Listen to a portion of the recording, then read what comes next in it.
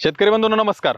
मी आपला agree doctor Tejas Kolhe. मित्रांनो, शेतीविषयक विविध पिकांची माहिती देणारे व्हिडिओ आपण पाहिले. शेतीमध्ये जे काही नवनवीन तंत्रज्ञान येतं ते आपल्यापर्यंत आम्ही घेऊन येण्याचा प्रयत्न करत असतो. पण मित्रांनो, आज एका महत्त्वाच्या विषयावर आपण चर्चा करणार आहोत. महत्त्वाचा विषय या अर्थी की साधारणपणे कोणत्याही पिकाचं नियोजन आपण करत असाल तर त्या पिकाच्या होणाऱ्या खर्चातला 25% पासून तर अगदी 40% पर्यंतचा जो खर्च आहे तो आपण कीटकनाशक, बुरशीनाशक अथवा तणनाशक म्हणजे एकंदर रासायनिक जे काही कीड रोग व्यवस्थापन आहे यासाठी करत असतो. हे करत असताना एक बाजू आली खर्चाची, परंतु दुसरी बाजू अशी का ज्यावेळेस आपण याचा वापर करत असतो तर याच्या वापरातून आपल्याला स्वतः जे फवारणी करतात त्यांना किंवा आसपासच्या जीवसृष्टीला यातून धोका पण असतो. मग हे सांभाळून आपल्याला याचं उत्पादनामध्ये वापर करून जास्तीत जास्त त्याचा फायदा कसा मिळवता येईल किंवा उदाहरणार्थ एखादी कीड किंवा रोग व्यवस्थापन करत असताना काय अशा छोट्या छोट्या गोष्टीत ज्याचा आपण अवलंब केल्यामुळे आपल्याला त्यातून फार मोठ्या प्रमाणात फायदा होऊ शकतो किंवा लवकरात लवकर ती गोष्ट नियंत्रणात येऊ शकते. तर त्या अनुषंगाने आज आपण चर्चा करणार आहोत.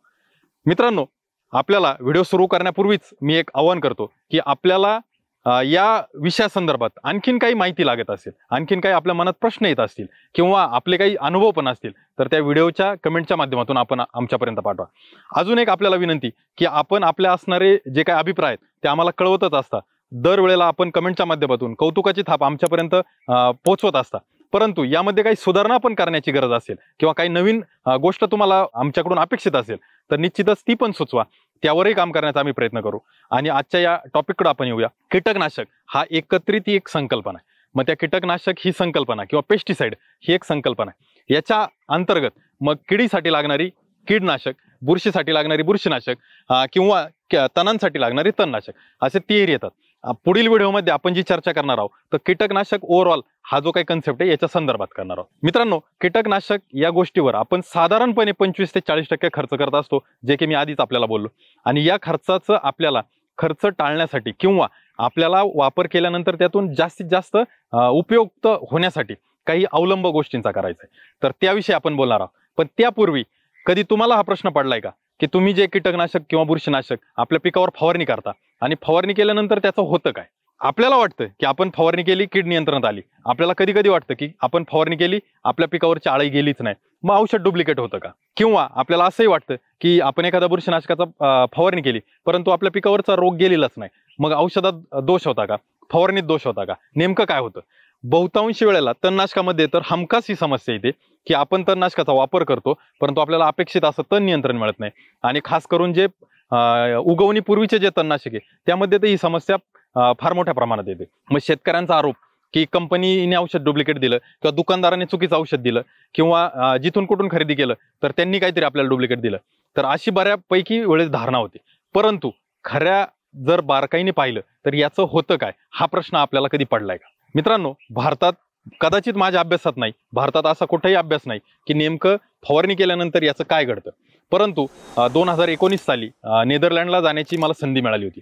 8 दिवसाचा जो काही तिथं अभ्यास दौरा होता तर हॉलंडोरच्या माध्यमातून तिथं अभ्यास करत असताना त्यांनी या सगळ्या छोट्या छोट्या गोष्टींवर खूप सारा स्टडी केलेला आहे. आणि तो अभ्यास करून याचं नेमकं काय होतं, कशा पद्धतीने वापर केला पाहिजे त्या अनुषंगाने ही जी काही मी माहिती आपल्यापर्यंत मांडण्याचा प्रयत्न करतोय तर तो त्या अभ्यास दौऱ्यातला एक भाग आहे.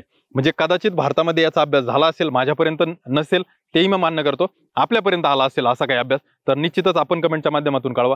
परंतु मी जी गोष्ट सांगतोय तर ती त्या अभ्यास दौऱ्यामध्ये नेदरलँडला ज्यावेळेस आम्ही गेलो होतो त्या अभ्यास दौऱ्यामध्ये जे काय आम्हाला अभ्यासाला मिळालं तर त्यातली ही माहिती. मग शेतकरी बांधवांनो, आपला प्रश्न मला तरी पडलेला की ज्यावेळेस आपण कीटकनाशक किंवा या सगळ्या गोष्टींची फवारणी करतो तर याचं नेमकं होतं काय, हे जातं कुठं नेमकं? म्हणजे थोडक्या भाषेत जर सांगायचं झालं तर लॅम्बडा सायलोथ्रिन आणि थायमेथोक्झाम एक कीटकनाशक जे की 80 मिली प्रति एकर आपण फवारणार आहे. याचा रिकमेंडेड डोस 80 मिली प्रति एकरचा आहे. मग 80 मिली फवारल्यानंतर 80 मिली आपल्याला उपयोगात येतं का? तर हा सगळ्यात मेन प्रश्न आहे. मग हे किती उपयोगात येतं यावर आपल्याला आपल्या पिकावर येणाऱ्या किडींचा किंवा जे काही बुरशीनाशक वापरत असेल तर त्या बुरशीनाशकांचा जो काही प्रभाव आहे तर तो आपल्याला त्यातून कळतो. आता यातलं पहिलं काय होतं तर एकतर हवेत उडून जातं. म्हणजे ज्यावेळेस तुम्ही फवारणी करत असता तर त्या ज्या नोझलमधून किंवा ज्या गनमधून औषध बाहेर निघतं तर त्यातलं काही औषध हवेतून उडून जात असतं. म्हणजे त्या पिकाच्या पानावर पडतंच असं नाही, 100% काही उडून जातं.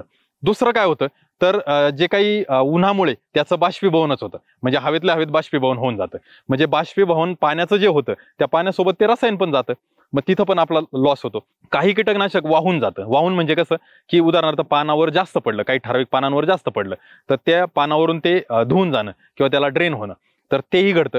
त्यानंतर काय होतं त्याचं उत्सर्जन होतं. सूक्ष्म जीवाणू किंवा तिथं असणारे जे काही बाकीचे गोष्टी त्याच्यावर परिणाम करत असतात, जे काही जीवजंतू असतात, तर त्याचेही काही त्याच्यावर अभिक्रिया होते आणि तिथंही ते कमी होतं. त्यानंतर मी एक उदाहरण दिलं लॅम्बडासायलोथ्रिन आणि थायमेथोक्झाम. हे कीटकनाशक तुम्ही कधी एकटं फवारणार नाही. याच्यासोबत तुम्ही एखादं बुरशीनाशक असेल, एखादं पीक पोषक असेल किंवा एखादं जे काही वॉटर सोल्युबल खत असेल ते काहीतरी याच्यात मिक्स करणार. मग त्या दोन्हींची अभिक्रिया पण होण्याची शक्यता असते. ती अभिक्रिया पण होते, ती पण त्याच्यावर परिणाम करत असते. त्यानंतर तिसरं काय की आपल्या पिकामध्ये त्या पेशीद्वारे त्याचं शोषण होऊन जेवढं जातं तेवढं सिस्टेमिक इन्सेक्टिसाइड किंवा तेवढं सिस्टेमिक फंगिसाइडच फक्त आपल्या पिकात जातं. मग ह्या सगळ्या 5-6 गोष्टींचा त्याच्यावर परिणाम होतो आणि उरलेलं फक्त आपल्या पिकामध्ये जातं. मग किती मिली गेलं तर 80 मिली जर आपण वापरला असेल तर कदाचित 50%, कदाचित 40%, कदाचित त्याहून कमी 20% हे आपल्या पिकामध्ये गेलेलं असतं. मग आपल्याला कीड नियंत्रणासाठी जो प्रभावी परिणाम मिळायला पाहिजे तो तितका मिळणार आहे का? तर बिलकुल नाही. ह्या सगळ्या बाजू त्याच्यावर परिणाम करत असतात आणि या सगळ्या बाजूंचा त्याच्यावर परिणाम झाल्यानंतर जे उर्वरित आपलं पीक घेतं त्याचाच आपल्याला प्रभाव जाणवतो. त्यातूनच आपल्याला कीड किंवा रोगांचं व्यवस्थापन जाणवतं. तर मित्रांनो, आताही बघा परत एकदा मनाला प्रश्न विचारून की आपण फवारणी करीत असलेलं रसायन किंवा आपण फवारणी करीत असलेलं बुरशीनाशक असेल, तणनाशक असेल आणि कीटकनाशक असेल, हे नेमकं झाडांनी किती घेतलं आणि जर झाडांनी ते जास्तीत जास्त घेतलं तर त्याचे निश्चितच आपल्याला रिझल्ट आले असतील. कोणत्याही कंपनीचं डुप्लिकेट आहे किंवा ओरिजिनल आहे हे बघण्याची तर आपल्याला गरज आहेच आहे. ओरिजिनल असावंच, परंतु त्या खालोखाल काय तर या गोष्टी त्याच्यावर परिणाम करतात आणि मग ते आपल्याला रिझल्टच्या स्वरूपात जाणवतं.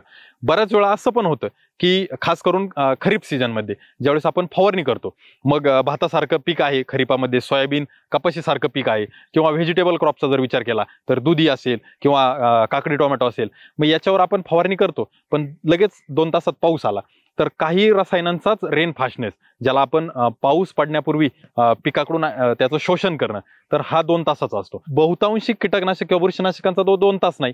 मग जर फवारणी केली आणि अर्ध्या तासात पाऊस आला तर काय होणार?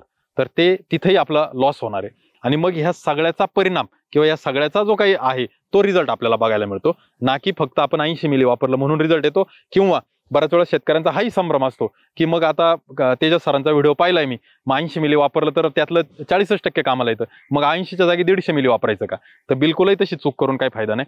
तुम्ही जे पण काय वापरता ते त्याला लागू होण्यासाठी काय घडामोडी आहेत किंवा काय परिस्थिती आहे तर ती आपल्याला समजून घेणं गरजेचं आहे, जे की आपण ह्याच व्हिडिओच्या पुढे जाऊन आपण ती समजून घेणार आहे आणि ती समजून घेतल्यानंतरच आपल्याला योग्य पद्धतीने त्याचा वापर करता येईल आणि जो वापर आपण केलाय त्याचा आपल्याला अपेक्षित परिणाम मिळेल किंवा रिझल्ट मिळेल आणि आपल्या पिकावरचं कीड असेल, रोग असेल किंवा आपल्या शेतातील तण व्यवस्थापन असेल त्यामध्ये आपण अतिशय संयुक्तिकपणे किंवा अतिशय सुयोग्य पद्धतीने नियोजन करू शकतो. आता मित्रांनो, आपल्याला अपेक्षित परिणाम मिळायचा आहे. आपण एका रसायनाचं उदाहरण घेतलं, हे उदाहरणाच्या स्वरूपात होतं.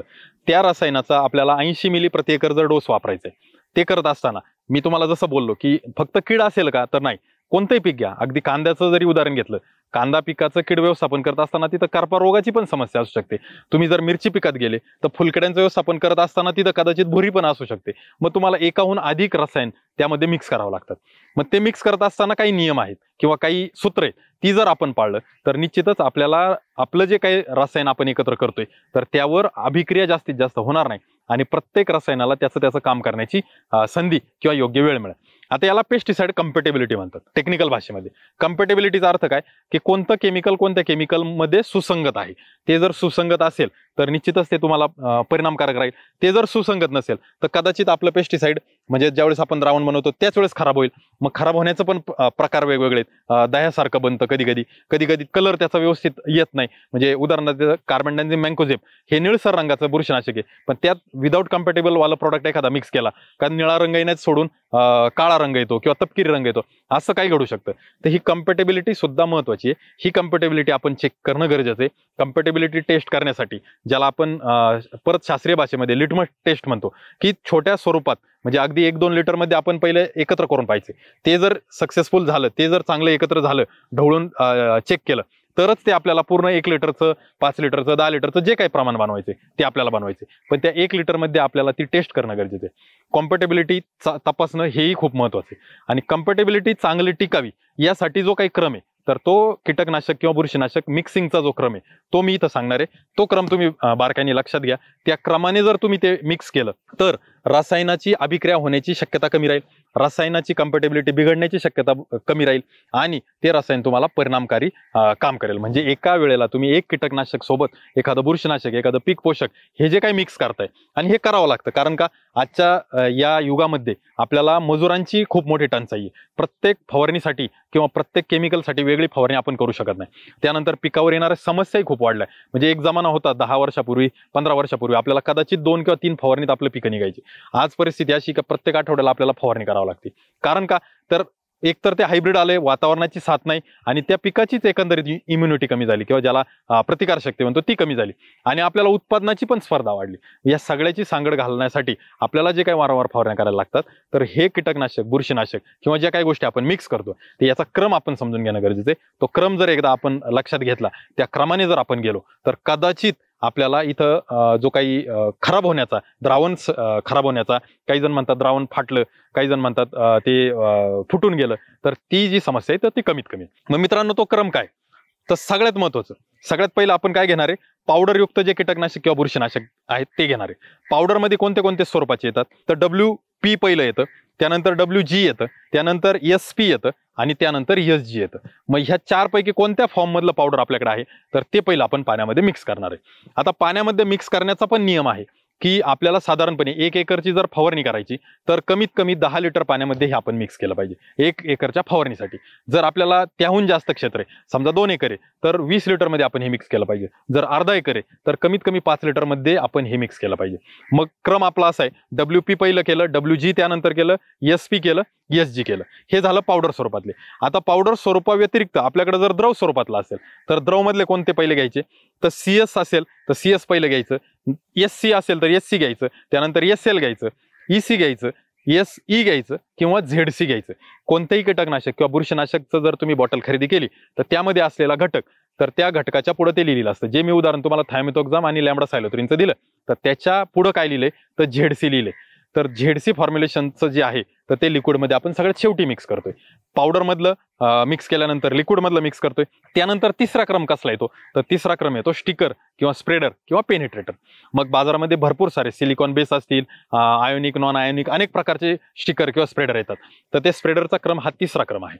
तो तिसरा क्रम आपल्याला ठेवायचा आहे. त्यानंतर पुढे काय? जर आपल्याला ओडी फॉर्म्युलेशनचं, बाजारामध्ये भरपूर सारे ओडी फॉर्म्युलेशनचे पण पेस्टिसाइड आहेत, तर ओडी फॉर्म्युलेशनचं एखादं पेस्टिसाइड असेल तर ते चौथ्या क्रमाला ठेवायचं. म्हणजे स्टिकर वापरल्यानंतरच ते आपल्याला तिथं वापरायचे. त्यानंतर सर्वात शेवटी जो क्रम आहे तो कसला आहे? तर जी विद्राव्य खतं येतात, जे मायक्रोन्युट्रिएंट येतात, त्यानंतर जी काही 19-19 सारखे ग्रेड आहेत, 13-045 सारखे ग्रेड आहेत, चिलेटेड मिक्स मायक्रोन्युट्रिएंट, हे जे पण काही विद्राव्य खतं किंवा अन्नद्रव्य आहेत हे शेवटच्या क्रमाला आपल्याला ठेवायचे. आणि अशा पद्धतीचा जर क्रम आपण तयार केला तर आपल्याला निश्चितच द्रावण फुटण्याची किंवा द्रावण खराब होण्याची जी शक्यता आहे तर ती कमीत कमी राहील. परंतु परत एकदा की आपण याची परीक्षा 1 लिटर द्रावणामध्ये पहिली करून पाहिली पाहिजे. म्हणजे 2 ग्रॅम 3 ग्रॅम प्रत्येकी किंवा 2 मिली 3 मिली प्रत्येकी त्या 1 लिटरमध्ये मिक्स करून पाहिलं पाहिजे. ते जर चांगलं व्यवस्थित मिक्स झालं तरच आपण हा निर्णय घेतला पाहिजे सगळं मिक्स करण्याचा. प्रत्येक वेळेला दुकानदाराकडून आपल्याला ही माहिती मिळेल किंवा ॲग्री डॉक्टरकडून ही डिटेल माहिती मिळेल किंवा प्रत्येक वेळेला आपला अनुभव कामी येईल असं नाही. मीही बऱ्याच वेळेला ज्यावेळेस हे सगळं काम करत असतो त्यावेळेस मलाही कधी कधी जर प्रश्न पडला तर मीही त्याची छोटीशी टेस्ट घेऊन पाहतो आणि ती टेस्ट जर बरोबर आली तरच पुढचा निर्णय घेतो. आणि 250 मिली 500 मिली किंवा 1 लिटर जे मिक्स करायचे तर त्याची रिस्क तेव्हाच घेतो जेव्हा 1 gram 2 gram 1 ml 2 ml 5 ml जेव्हा मिक्स होईल त्याच वेळेस मी तो निर्णय घेत असतो. तर अशा पद्धतीने हा क्रम राखणं हे खूप महत्वाचं आहे. हे झालं आपण वापरत असलेल्या कीटकनाशक, बुरशीनाशक, तणनाशकाच्या चांगल्या परिणामासाठीची पहिली पायरी. मित्रांनो, आपण हे सगळं क्रमाने मिक्स केलंय, पण आता मी तुम्हाला सांगितलं होतं की 1 एकर साठी फवारणी करायची तर कमीत कमी 10 लिटर असलं पाहिजे. तर त्याच्या मागचं रिझन काय?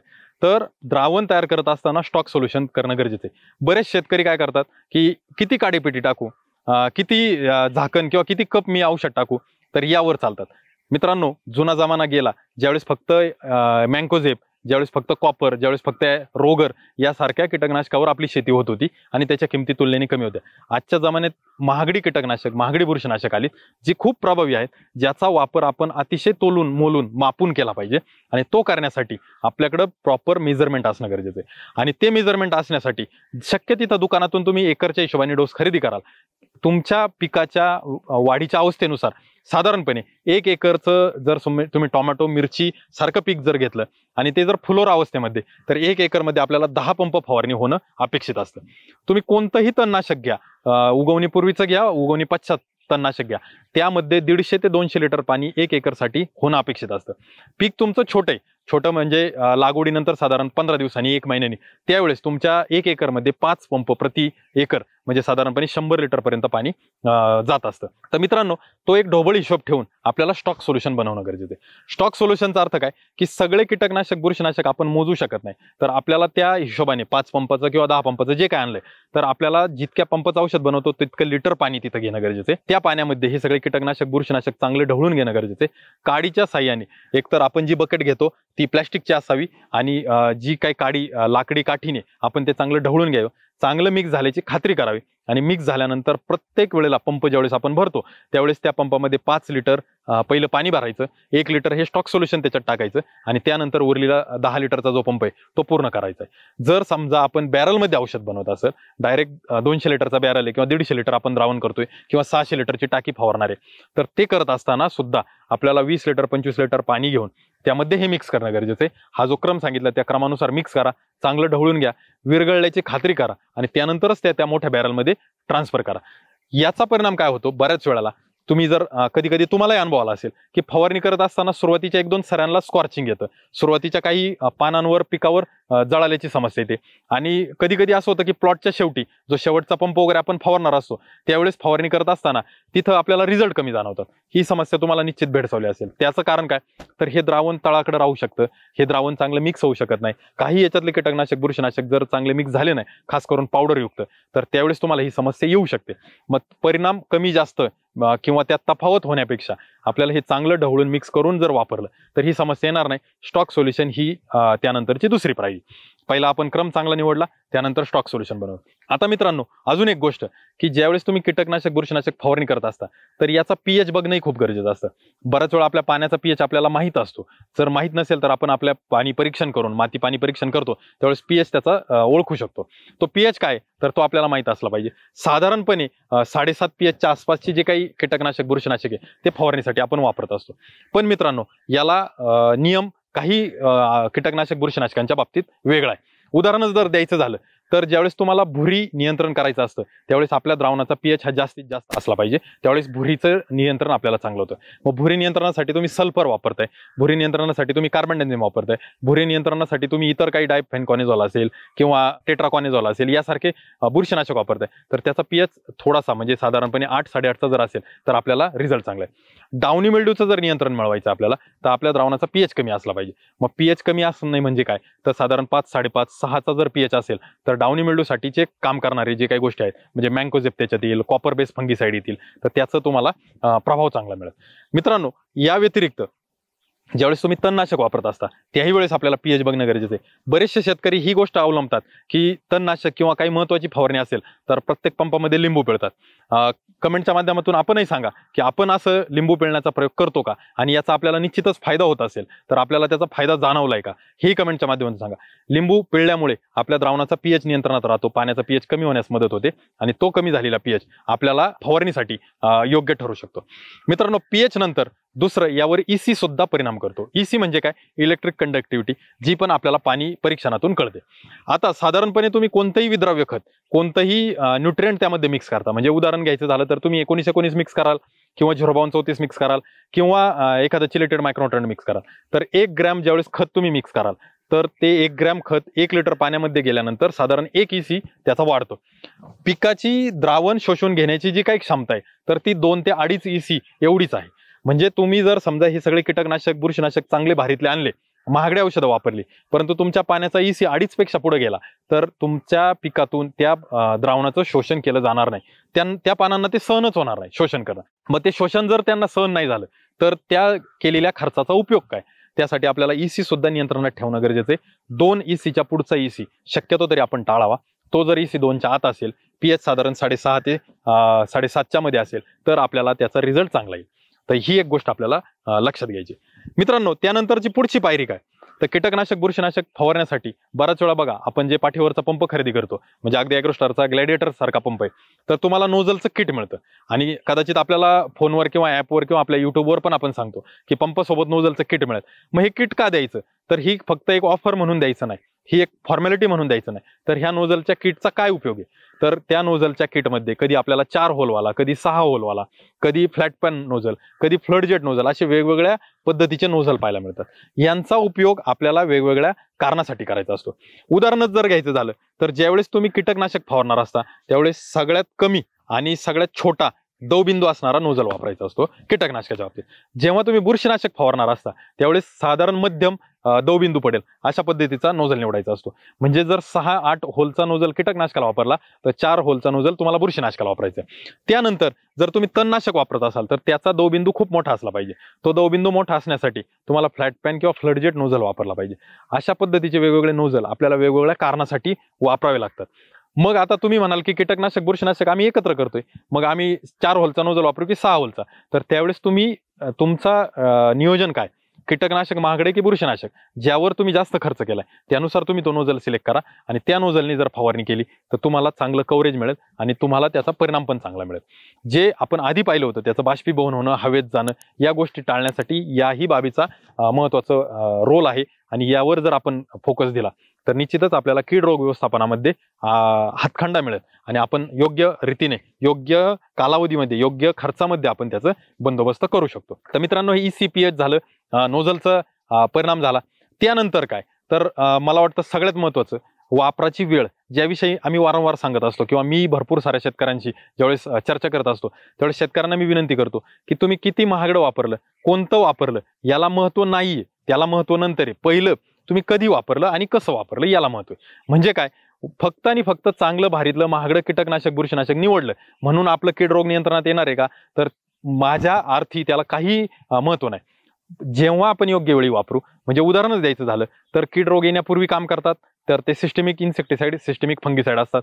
म्हणजे कीड रोग नसताना प्रतिबंधात्मक वापरायचे तर आपल्याला सिस्टेमिक वापरलं पाहिजे. कीड रोग आल्यानंतर वापरायचे तर आपल्याला कॉन्टॅक्ट मधलं वापरलं पाहिजे. ज्यावेळेस आपल्याला एकदम कमी प्रमाणात कीड किंवा रोग आहे त्यावेळेस आपल्याला ब्रॉड स्पेक्ट्रम म्हणजे सिस्टेमिक प्लस कॉन्टॅक्टचं एकत्र मिक्सचर येतं तसं वापरलं पाहिजे. मग हा निर्णय आपल्याला घेता आला पाहिजे आणि याचा जर आपण निर्णय योग्य कीटकनाशक बुरशीनाशकाचा जर घेतला तर आपल्याला रिझल्ट यायला काहीच हरकत नाही. वारंवार मी त्याच गोष्टी सांगतोय की फक्त डुप्लिकेट प्रॉडक्ट होता म्हणून रिझल्ट आला का, तर असं नाही. आपली वापरायची वेळ महत्वाची, वापरायची पद्धत महत्वाची. वापरायची वेळ म्हणजे कोणत्या वेळेला वापरतोय ते आणि कोणत्या स्टेजला वापरतोय ते. आता वापराच्या पद्धतमध्ये आपण नोझल बद्दल बोललो, नोझल हा एक भाग झाला. फवारणीची पद्धत तीही महत्वाची. म्हणजे उदाहरणच द्यायचं झालं तर टोमॅटो सारखं पीक ज्यावेळेस बांधणी केलेली असते, फळाच्या स्टेजला असतं, त्यावेळेस शेंड्याकडे फवारणी करण्याचा आपला कल असतो, पण खालच्या पानांना पण बुरशीची समस्या जास्त येणार आहे. कीड भले नवीन पानावर येईल पण जो करपासारखा रोग आहे तर तो खालच्या पानावर येण्याची समस्या जास्त आहे. मिरचीचं जर उदाहरण घेतलं, मिरची पक्वतेच्या अवस्थेमध्ये आपण शेंड्याकडे फवारणी करणार परंतु भुरीसारखा रोगाची जी समस्या आहे तर ती पानाच्या खालच्या पानांच्या बाजूला येणार आहे. मग त्यावेळेस आपण तिथं कव्हरेज घेणार का, तर तेही आपण बघितलं पाहिजे. अशा पद्धतीने आपण जर कव्हरेज मिळवलं तर ही झाली वापराची पद्धत. नोझल चांगला निवडला, चांगली वापराची पद्धत निवडली.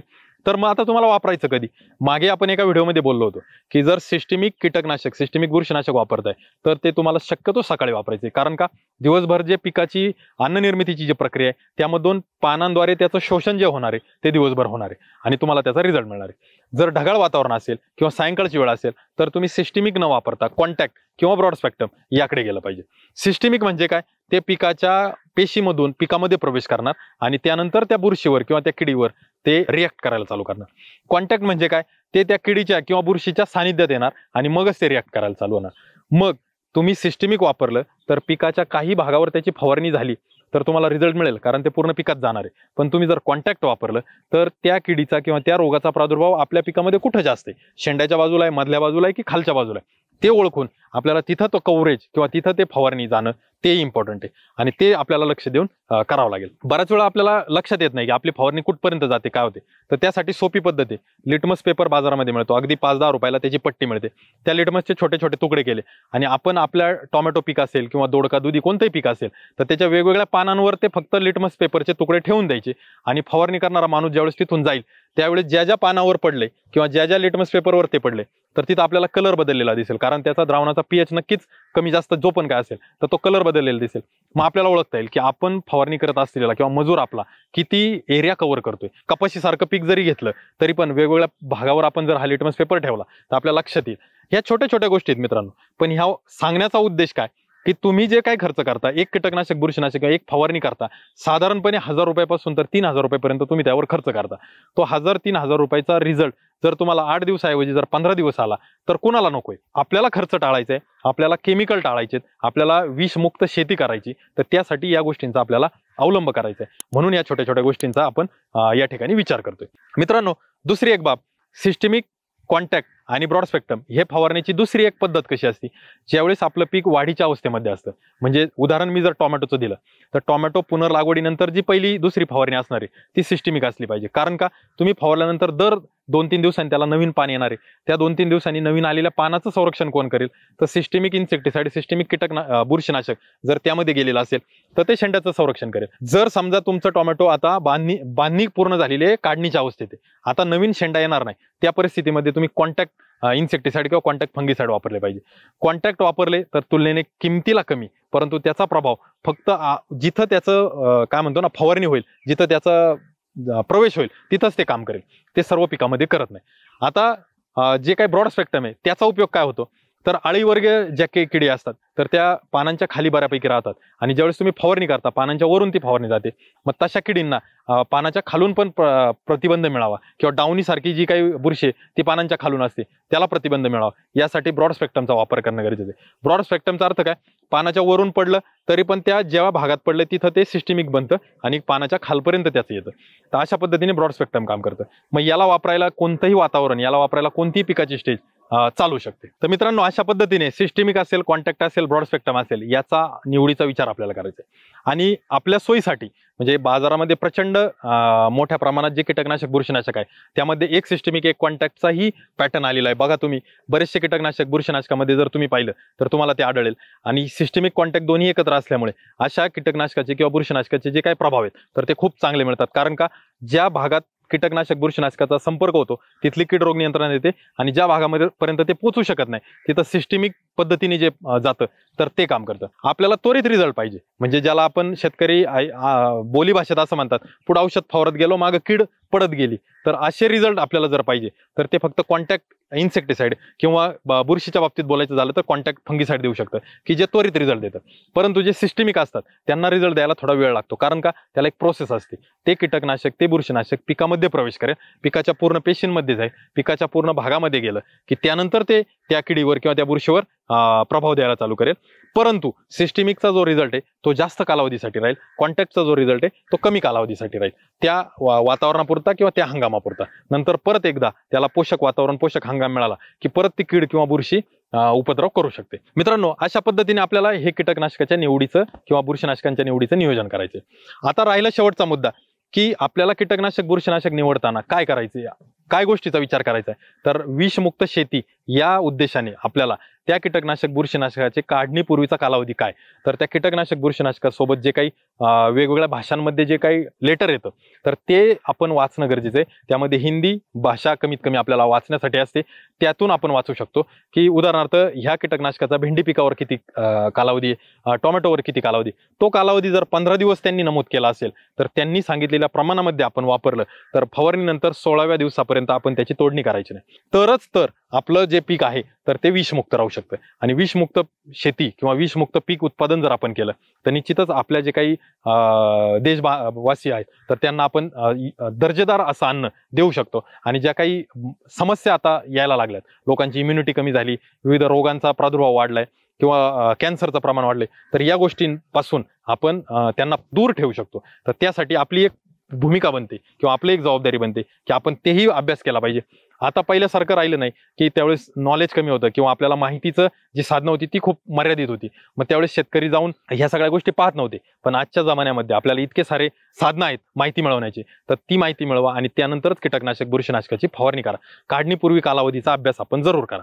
त्याला PHI म्हणतात, प्री हार्वेस्ट इंटरव्हल. त्यानंतर मित्रांनो, कोणतंही कीटकनाशक बुरशीनाशक वापरताना सांगितलेल्या डोसपेक्षा तुम्ही कमी वापरा किंवा जास्त वापरा, याचा तुम्हाला पाहिजे तसा परिणाम जाणवणार नाही. योग्य डोसने वापरलं तरच तुम्हाला त्याचा प्रभाव चांगला जाणवेल. म्हणजे जे आपण सुरुवातीला उदाहरण घेतलं होतं थायमेथोक्झाम आणि लॅम्ब्डासायलोथ्रिन, 80 मिली प्रति एकर याचा डोस आहे. मग माझ्याकडे कीड जास्त आहे म्हणून मी 80च्या जागी 120 केलं, किंवा मला दिसतंय की आता पावसाचं वातावरण आहे म्हणून 120च्या जागी 150 केलं, तर असं करून काही फायदा होणार नाही. त्या कीटकनाशकाचा जो काही काम करण्याची किंवा त्या पिकामध्ये जाण्याचं जेवढं प्रमाण आहे त्याच्यावर तुम्ही लक्ष द्या. स्टॉक सोल्युशन चांगलं बनवा. व्यवस्थित जर त्याचा वापर केला तर तुम्हाला रिझल्ट चांगलेच मिळणार आहे. आता वातावरणामुळे किंवा काय म्हणतो ना, कीड रोगाच्या अतिरिक्त प्रादुर्भावामुळे जर आपल्याला कदाचित रिझल्ट लिमिटेड मिळाले तर आपल्याला दुसरी फवारणी बदलून किंवा वेगळ्या ग्रुपमधल्या कीटकनाशक बुरशीनाशकाची घ्यावी लागेल. तर ती म्हणजे त्याला काही दुसरा पर्यायच नाही, तर ते आपल्याला करावंच लागेल. परंतु याचं प्रमाण वाढून जर आपण अपेक्षा ठेवली की मला रिझल्ट जास्त मिळतील, तर तसं होणार नाही. कव्हरेज किती मिळालं, फवारणी कशा पद्धतीने केली आणि कीटकनाशकाचं वापरण्याचा जो काही क्रम आहे, मिक्सिंगचा जी काही गोष्ट आहे, या सगळ्यांवर तुमचा रिझल्ट अवलंबून आहे. फक्त फक्त ते कोणत्या कंपनीचं होतं किंवा कोणते घटक होते हे एकमेव त्याला जबाबदार नाही. याला सगळ्या गोष्टी जबाबदार आहे. त्यावर आपण काम करणं गरजेचं आहे. मित्रांनो, या व्हिडिओच्या माध्यमातून जी माहिती आम्ही आपल्यापर्यंत पोहोचवली ती तुम्हाला कशी वाटली ती कमेंटच्या माध्यमातून नक्कीच सांगा. आपल्याला व्हिडिओ आवडल्यास व्हिडिओ लाईक करायला विसरू नका. आणि मित्रांनो, हा व्हिडिओ आपले इतर जे शेतकरी बांधव आहेत त्या शेतकरी बांधवांनाही जरूर शेअर करा, जेणेकरून या व्हिडिओतील माहिती किंवा आपण जे काही विविध गोष्टींवर प्रकाशझोत टाकत असतो तो सर्वांपर्यंत पोहोचेल. मित्रांनो, ॲग्रोस्टारच्या चॅनलला जर अजूनही सबस्क्राईब केलं नसेल तर सबस्क्राईब करा. फेसबुक असेल, इंस्टाग्राम असेल, तुम्ही कुठूनही हा व्हिडिओ पाहत असाल तर तिथं लाईक करायला, सबस्क्राईब करायला अजिबातही विसरू नका. धन्यवाद.